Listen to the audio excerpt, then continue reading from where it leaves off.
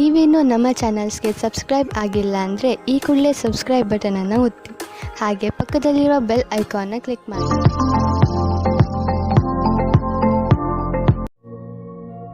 First card ace of pentacles ಬಂದಿದೆ. Ace of ಪೆಂಟಿಕಲ್ಸ್ನ ನಾವು new beginnings ಅಂತ ಕರಿತೀವಿ, ಅಥವಾ ಪೆಂಟಿಕಲ್ಸ್ ಅಂದರೆ ಹಣ ಅಂತ ನಾನು ತುಂಬ ಸರ್ತಿ ಹೇಳಿದ್ದೀನಿ. ಡೌನ್ ಪೇಮೆಂಟ್, ಯಾವುದಾದ್ರೂ ಕಾರ್ ಅಥವಾ ವೆಹಿಕಲ್ ತಗೊಳ್ಳೋಕ್ಕೆ ಡೌನ್ ಪೇಮೆಂಟ್, ಅಥವಾ ಯಾವುದಾದ್ರೂ ಸೈಟ್ ಇರ್ಬೋದು, ಅಪಾರ್ಟ್ಮೆಂಟ್ಸ್ ಇರ್ಬೋದು, ಆ ಥರ ಡೌನ್ ಪೇಮೆಂಟ್ ಮಾಡ್ತೀರಾ ಜಿಲಿ ಅಂತ ಹೇಳ್ತಾ ಇದೆ cards. Financial project, related to financial project ಅಂತ ಹೇಳ್ತೀವಿ ನಾವು. ಆನ್ಸರ್ಡ್ ಪ್ರೇಯರ್ಸ್ ಅಂತ, ನೀವು ಇಷ್ಟು ದಿನ ಏನು ದೇವ್ರ ಹತ್ರ ಪ್ರಾರ್ಥನೆ ಮಾಡ್ಕೊಳ್ತಾ ಇದ್ದೀರಿ, ಏನು ನಿಮ್ಮ ಕ್ವಶನ್ಸ್ ಇತ್ತು ದೇವ್ರ ಮುಂದೆ, ನೀವು ತುಂಬ ಕ್ವಶನ್ಸ್ನ ಕೇಳ್ತೀರಾ, ತುಂಬ ಕಷ್ಟಗಳನ್ನ ತೋಡ್ಕೊಳ್ತೀರಾ, ಯಾಕೆ ನನಗೆ ಇಷ್ಟು ಕಷ್ಟ, ಆ ಥರ ತುಂಬ ಕ್ವಶನ್ಸ್ ಇರುತ್ತೆ. ನಿಮ್ಮ ಎಲ್ಲ ಕ್ವಶನ್ಸ್ಗೂ ಉತ್ತರಗಳು ಈ ತಿಂಗಳು ನಿಮ್ಗೆ ಸಿಗುತ್ತೆ. ಬೈಯಿಂಗ್ ಆ್ಯಂಡ್ ಮೂವಿಂಗ್ ಅಂತ ಹೇಳ್ತಾ ಇದೆ. ಮೇ ಬಿ ನೀವು ಮನೆ ಶಿಫ್ಟ್ ಮಾಡ್ಬೋದು, ಹೊಸ ಮನೆ ತೊಗೊಳ್ಬೋದು, to bigger and better home ಅಂತ ಕೂಡ ಕಾರ್ಡ್ ಹೇಳ್ತಾ ಇದೆ. ನಿಮ್ಮ ರಿಲೇಷನ್ಶಿಪ್ಪು ಮನಿ ಜೊತೆ ತುಂಬ ಚೆನ್ನಾಗಿರುತ್ತೆ ಅಂತ ಪೆಂಟಿಕಲ್ಸ್ ಹೇಳುತ್ತೆ. ಸೊ ಯಾವಾಗಲೂ ಅಷ್ಟೇ, ಹಣನ ನಾವು ಹೇಗೆ ಟ್ರೀಟ್ ಮಾಡ್ತೀವಿ ಅದೇ ಥರ ಹಣ ನಮಗೆ ಟ್ರೀಟ್ ಬ್ಯಾಕ್ ಮಾಡುತ್ತೆ ಅಂತ ಹೇಳ್ತೀವಿ. ಅದಕ್ಕೆ ನಾವು ಜಾಸ್ತಿ ವ್ಯಾಲ್ಯೂ ಕೊಟ್ಟಿಲ್ಲ ಅಂದರೆ ಅದು ಕೂಡ ನಮ್ಗೆ ವ್ಯಾಲ್ಯೂ ಕೊಡೋಲ್ಲ. ಸೊ ಸ್ವಲ್ಪ ಹಣದ ಬಗ್ಗೆ ಅಲಕ್ಷ್ಯ ಮಾಡಬೇಡಿ ಅಂತ ಹೇಳುತ್ತೆ. ಸೆಕೆಂಡ್ ಕಾರ್ಡ್ ನನಗೆ 6 ಆಫ್ ಸೋರ್ಡ್ಸ್ ಬಂದಿದೆ. ಸೊ 6 ಆಫ್ ಸೋರ್ಡ್ಸ್ನ ನಾವು ಫ್ಯಾಮಿಲಿ ಕಾರ್ಡ್ ಅಂತ ಹೇಳ್ತೀವಿ, ಕಿಡ್ಸ್ ಅಂತ ಹೇಳ್ತೀವಿ. ಸೊ ಸ್ಟಾರ್ಟಿಂಗ್ ಫ್ರಮ್ ಸ್ಕ್ರ್ಯಾಚ್ ಅಂತ ಹೇಳ್ತೀವಿ. ರಿಲೋಕೇಟ್ ಆಗ್ತೀರಾ ನಿಮ್ಮ ಪಾರ್ಟ್ನರ್ಸ್ ಜೊತೆ, ನಿಮ್ಮ ಲೈಫ್ ಚೇಂಜ್ ಮಾಡ್ಕೊಳ್ತೀರಾ, ಲೈಫ್ ಸ್ಟೈಲ್ ಚೇಂಜ್ ಆಗುತ್ತೆ. ಬಿಕಾಸ್ ಆಫ್ ನೀವು ಬೇರೆ ಸ್ಟೇಟಿಗೆ ಟ್ರಾವೆಲ್ ಮಾಡ್ತಾ ಇದ್ದೀರಾ, ಅಥವಾ ಫಾರಿನ್ ಲ್ಯಾಂಡ್ಗೆ ಟ್ರಾವೆಲ್ ಮಾಡೋ ಪ್ಲ್ಯಾನ್ಸ್ ಇದೆ ನಿಮಗೆ, ಅಥವಾ ಫಾರಿನ್ ಲ್ಯಾಂಡಿಂದ ನೀವು ಮದುವೆಗೆ ಟ್ರೈ ಮಾಡ್ತಾ ಇದ್ದಾರೆ. 6 ಆಫ್ ಸೋರ್ಡ್ಸ್, ಫಾರಿನ್ ಲ್ಯಾಂಡಿಂದ ನಿಮಗೆ ಆಫರ್ಸ್ ಬರೋ, ಇನ್ವಿಟೇಷನ್ಸ್ ಬರೋ ಚಾನ್ಸಸ್ ಇದೆ ಮದುವೆಗೋಸ್ಕರ ವೆಯ್ಟ್ ಮಾಡ್ತಾ ಇರೋರಿಗೆ. ಅಥವಾ ಫಾರಿನ್ ಲ್ಯಾಂಡಿಂದ ಅಥವಾ ಬೇರೆ ಸ್ಟೇಟಿಂದ ಮೆಸೇಜು ಅಥವಾ ಟೆಕ್ಸ್ಟು ಸೊ ನಿಮ್ಮ ಡೈಲಿ ಬರುತ್ತೆ ಅಂತ ಕೂಡ ಕಾರ್ಡ್ ಹೇಳ್ತಾ ಇದೆ. ಥರ್ಡ್ ಕಾರ್ಡ್ ನನಗೆ 2 ಆಫ್ ಸೋರ್ಡ್ಸ್ ಬಂದಿದೆ.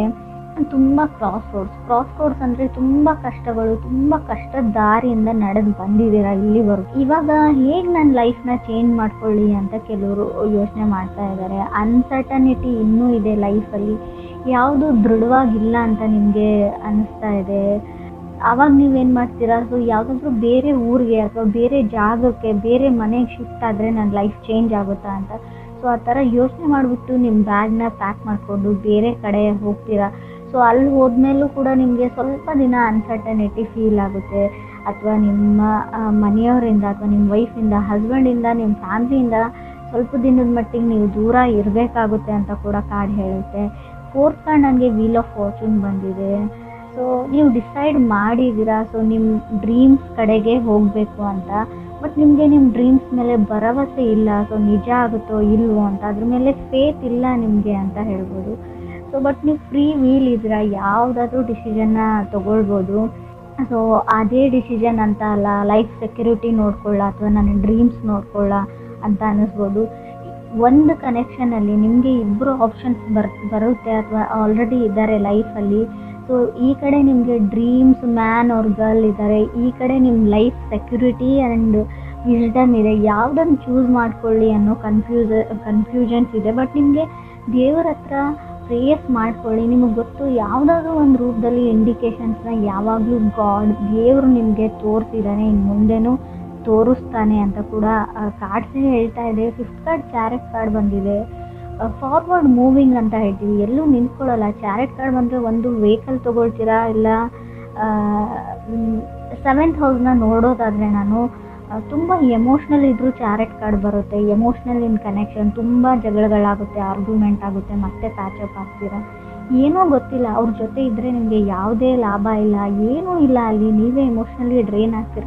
ಬಟ್ ಅವ್ರನ್ನ ಬಿಟ್ಟಿರೋ ಶಕ್ತಿ ನಿಮಗಿಲ್ಲ, ಏನೇ ಆಗಲಿ ಅವ್ರ ಜೊತೆನೇ ಇರಬೇಕು ಅಂತ ಅಂದ್ಕೊಳ್ತೀರ. ಬಟ್ ಈಗೋ ಪ್ರಾಬ್ಲಮ್, ಸಡನ್ನಾಗಿ ಸಣ್ಣ ಪುಟ್ಟ ವಿಷಯಕ್ಕೆ ಜಗಳ ಆಡಿಬಿಟ್ಟು ಎಲ್ಲಿಗೋ ಹೋಗ್ಬಿಡುತ್ತೆ ಅಂತ ಕೂಡ ಕಾರ್ಡ್ ಹೇಳ್ತಾ ಇದೆ. ಆದಷ್ಟು ಜಗಳ ಆಡದೇ ಇರೋಂಗೆ ನೀವು ಕಾಪಾಡ್ಕೊಂಡ್ರೆ ನಿಮ್ಮ ರಿಲೇಷನ್ಶಿಪ್ ಗಟ್ಟಿಯಾಗಿರುತ್ತೆ ಅಂತ ಕಾರ್ಡ್ ಹೇಳುತ್ತೆ. 6th ಕಾರ್ಡ್ ನನಗೆ ಕ್ವೀನ್ ಆಫ್ ಪೆಂಟಿಕಲ್ಸ್ ಬಂದಿದೆ. Queen of pentacles stability. So like real estate ವ್ಯವಹಾರ ಮಾಡ್ಬೋದು, ನೀವು ಏನಾದರೂ ತೊಗೊಳ್ಬೋದು ಅಂತ ನಾನು ಮುಂಚೆನೇ ಹೇಳಿದ್ದೀನಿ ಫಸ್ಟ್ ಕಾರ್ಡಲ್ಲಿ, ಏಸ್ ಆಫ್ ಪೆಂಟಿಕಲ್ಸಲ್ಲಿ. ಸೊ ಮೆಟೀರಿಯಲಿಸ್ಟಿಕ್ ವರ್ಲ್ಡಲ್ಲಿ ಫರ್ನಿಚರ್ ಆಗ್ಬೋದು, ಜ್ಯುವೆಲರಿ ಆಗ್ಬೋದು, ಆ ಥರ ಖರೀದಿ ಮಾಡ್ತೀರಾ. ಸೊ ಯಾರಿಗೋ ಆ್ಯನಿವರ್ಸ್ರಿ ಇರ್ಬೋದು, ನಿಮ್ಮ ಮದುವೆ ಆ್ಯನಿವರ್ಸ್ರಿ, ಸೊ ಯಾರ್ದಾದ್ರು ಬರ್ಡೇ ಇರ್ಬೋದು, ಅಥವಾ ನಿಮ್ಮ ಫ್ರೆಂಡ್ ಸರ್ಕಲಲ್ಲಿ ಫ್ಯಾಮಿಲಿಯಲ್ಲಿ ಮ್ಯಾರೇಜಸ್ ಇರ್ಬೋದು. ಸೊ ತುಂಬ ಶಾಪಿಂಗ್ ನೀವು ಮಾಡ್ತೀರಾ, ಆಲ್ರೆಡಿ ಮಾಡಿದ್ದೀರಾ, ನಿಮ್ಮದೇ ಮದುವೆ ಕೂಡ ಕೆಲವ್ರದ್ದು ಇರ್ಬೋದು ಅಂತ ಕಾರ್ಡ್ ಹೇಳುತ್ತೆ. 7th ಕಾರ್ಡ್ 4 ಆಫ್ ಕಪ್ಸ್ ಇದೆ. ಸೊ ಮುಂಚೆ 4 ಆಫ್ ಕಪ್ಸ್ ಅಂದರೆ ನಿಮ್ಮನ್ನು ಯಾರೋ ರಿಜೆಕ್ಟ್ ಮಾಡಿದ್ದಾರೆ.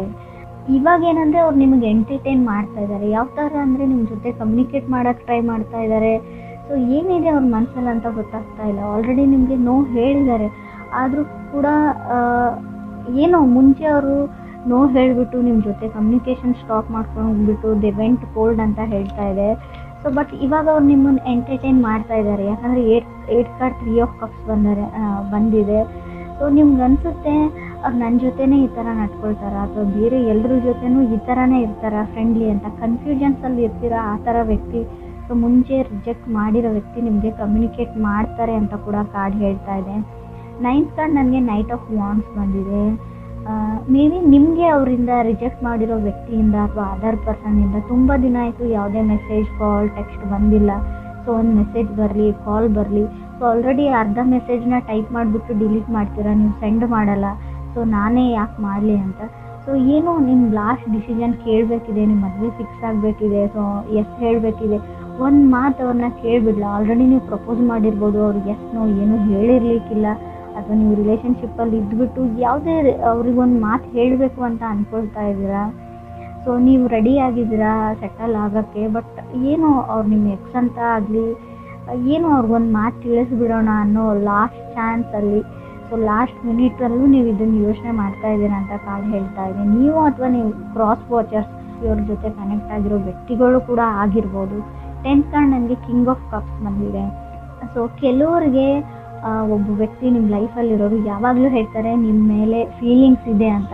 ಸೊ ಯಾವ ಥರ ಫೀಲಿಂಗ್ಸ್ ಅಂತ ಗೊತ್ತಿಲ್ಲ. ಮೇ ಬಿ ನೀವು ಹೇಳ್ಬೋದು ಅದರ್ ಪರ್ಸನ್ ಮೇಲೆ ಫೀಲಿಂಗ್ಸ್ ಇದೆ ಅಂತ. ಸೊ ಅವರು ಯಾವುದನ್ನೂ ಕರೆಕ್ಟಾಗಿ ದೃಢವಾಗಿ ಹೇಳಕ್ಕೆ ತಯಾರಿಲ್ಲ. ಸೊ ಫೀಲಿಂಗ್ಸ್ ಇದೆ, ನಿಮ್ಮ ಜೊತೆ ಇರ್ತೀನಿ, ಒಂದು ಸ್ಟೆಪ್ ಮುಂದೆ ಹೋಗ್ತೀನಿ, ರಿಲೇಷನ್ಶಿಪ್ಪಲ್ಲಿ ಇರೋಣ ಅಂತ ಹೇಳೋಕ್ಕೂ ರೆಡಿ ಇಲ್ಲ.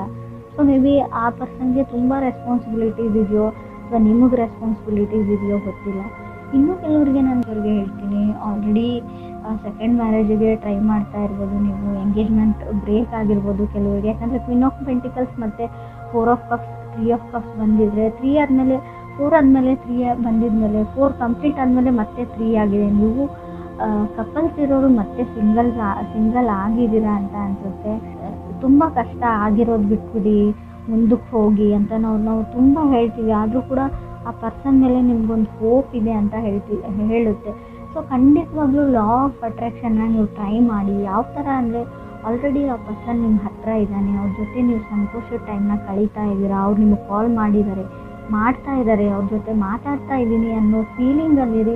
ಖಂಡಿತ ಆ ವ್ಯಕ್ತಿ ನಿಮಗೆ ಕಾಲ್ ಬ್ಯಾಕ್ ಮಾಡೇ ಮಾಡ್ತಾರೆ. ಸೊ ಮೆಸೇಜ್ ಕೂಡ ಮಾಡೇ ಮಾಡ್ತಾರೆ ಅಂತ ಕೂಡ ಕಾರ್ಡ್ಸ್ ಹೇಳ್ತಾ ಇದೆ. ಸೊ ನಿಮಗೆ ತುಂಬ ಟ್ರಾವೆಲ್ ಆಪರ್ಚುನಿಟೀಸ್ ನಿಮಗೆ ಸಿಗುತ್ತೆ. ಸೊ ಖಂಡಿತ ನಿಮ್ಗೆ ಅನಿಸ್ಬೋದು ನಾನು ಇರೋ ಜಾಗದಿಂದ ಬೇರೆ ಜಾಗಕ್ಕೆ ಹೋಗಲ್ಲ, ಪ್ಲೇಸಿಗೆ ಹೋಗಲ್ಲ ಅಂತ ಅನಿಸುತ್ತೆ. ಸೊ ನೀವಿರೋ ಜಾಗದಿಂದ ನೀವಿರೋ ಮನೆಯಿಂದ ಬೇರೆ ಕಡೆ ಹೋಗಿ ನೋಡಿ, ಹೊಸ ಜನಗಳ ಜೊತೆ ಬೆರೆತು ನೋಡಿ. ನಿಮಗೇನೋ ಹೊಸ ಆಪರ್ಚುನಿಟಿ, ಹೊಸ ಒಂದು ಬಾಗಿಲು ಓಪನ್ ಆಗುತ್ತೆ. ನಿಮ್ಮ ಲೈಫ್ ಹಿಂಗೂ ಇದೆಯಾ, ಇದೇ ಥರನೂ ಇರ್ತಾರ ಜನ ಅನ್ನೋ ಎಕ್ಸ್ಪೀರಿಯೆನ್ಸು ನೀವು ಮಾಡ್ತೀರಾ. ತುಂಬ ಮೂಡಿ ಆಗಿಬಿಡಿ. ಸೊ ನನಗೆ ಯಾರ ಜೊತೆನೂ ಮಾತಾಡಲ್ಲ, ನನ್ನ ಲೈಫ್ ಇಷ್ಟೇ, ಸೊ ಯಾವಾಗಲೂ ನನಗೆ ಕೆಟ್ಟದ್ದೇ ಆಗುತ್ತೆ, ಆ ಥರ ಯೋಚನೆ ಮಾಡೋದನ್ನು ಬಿಟ್ಬಿಡಿ ಅಂತ ಹೇಳುತ್ತೆ. ಆದಷ್ಟು ಹಣನ ಸೇವ್ ಮಾಡಿ ಅಂತ ಹೇಳ್ತೀನಿ. ಲವ್ಲೆಸ್ ರೀಡಿಂಗ್ ಆಗಿರ್ಬೋದು, ಬಟ್ ನಾನು ರೀಡಿಂಗಲ್ಲಿ ಏನು ಬರುತ್ತೆ ಅದನ್ನು ಹೇಳ್ತೀನಿ. ಯಾರನ್ನೋ ನಂಬ್ತಾ ಇದ್ದೀರಾ, ಸೊ ಆಲ್ರೆಡಿ ದುಡ್ಡು ಕೊಟ್ಟಿದ್ದೀರಾ, ಸೊ ಇವಾಗಲೂ ದುಡ್ಡು ಕೊಡ್ತಾ ಇದ್ದೀರಾ, ನನ್ನ ಕಣ್ಮುಂದೆ ಬರ್ತಾ ಇದೆ ಅದು. ಸೊ ಸ್ಟಾಪ್ ಗಿವಿಂಗ್ ದೆಮ್ ಅಂತ ನಾನು ಹೇಳ್ತೀನಿ. ನಿಮ್ಮನ್ನು ಬರೀ ದುಡ್ಡುಗೋಸ್ಕರ ಬಳಸ್ಕೊಳ್ತಾ ಇದ್ದಾರೆ. ಅವ್ರು ತುಂಬ ಒಳ್ಳೆ ವ್ಯಕ್ತಿನೂ ಆಗಿರ್ಬೋದು, ಬಟ್ ಅದೇ ದುಡ್ಡಿನ ವಿಷಯಕ್ಕೆ ಫ್ಯೂಚರಲ್ಲಿ ನಿಮಗೆ ಮನಸ್ತಾಪಗಳು ಬರ್ಬೋದು. ಸೊ ನಿಮ್ಮ ಹತ್ರ ದುಡ್ಡು ಇಲ್ಲ ಅಂತ ಹೇಳಿಬಿಟ್ಟು ಹಿಂದಕ್ಕೆ ಸರ್ಕೊಳ್ಳೋಕೆ ಟ್ರೈ ಮಾಡಿ. ಸೊ ನನ್ನ ಹತ್ರ ಇದೆ, ನಾನು ಸಹಾಯ ಮಾಡ್ತೀನಿ ಅಂದ್ಕೊಳ್ಬೇಡಿ. ಬೇರೆ ಯಾವುದೋ ರೂಪದಲ್ಲಿ ಅವ್ರಿಗೆ ದುಡ್ಡು ಸಿಗುತ್ತೆ, ನೀವು ಒಬ್ಬರೇ ಇಲ್ಲ ಅಂತ ಕೂಡ ಕಾರ್ಡ್ಸ್ ಹೇಳ್ತಾ ಇದೆ. ಅವ್ರಿಗೆ ಹೆಲ್ಪ್ ಮಾಡೋದು. ಸೊ ಬಿ ಕೇರ್ಫುಲ್ ಅಂತ ಹೇಳ್ತೀನಿ. ಟ್ರಾವೆಲ್ ಮಾಡೋರ್ಗು ಸಿಂಗಲ್ ಆಗಿ ವೆಹಿಕಲ್ಸ್ ಡ್ರೈವ್ ಮಾಡೋರ್ಗು ಸ್ವಲ್ಪ ಕೇರ್ಫುಲ್ ಆಗಿರಿ.